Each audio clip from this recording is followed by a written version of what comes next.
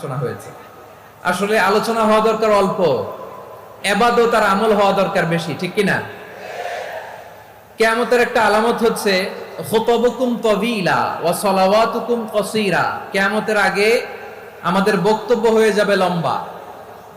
Your speech will be longer and your salah will be very shorter. বক্তব্য হবে লম্বা, সালাত হবে খাটো। এই নমুনা বর্তমানে আছে না নাই? ঘন্টার পর ঘন্টা, তাও তৃপ্তি মিটে না।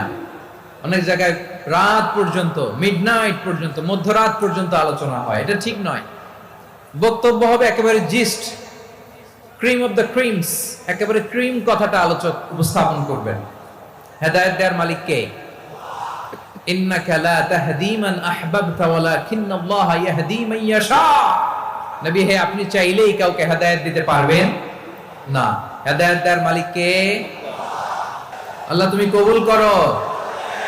লিল্লাহি তাকবীর, লিল্লাহি তাকবীর, লিল্লাহি তাকবীর। হাত নামান। প্রিয় ভাইরা, আসুন আমরা কাল বিলম্ব না করে, আমরা যে জীবনে বিপদে পড়ি, আমরা বিপদে পড়লে আমাদেরকে উদ্ধার করে কে?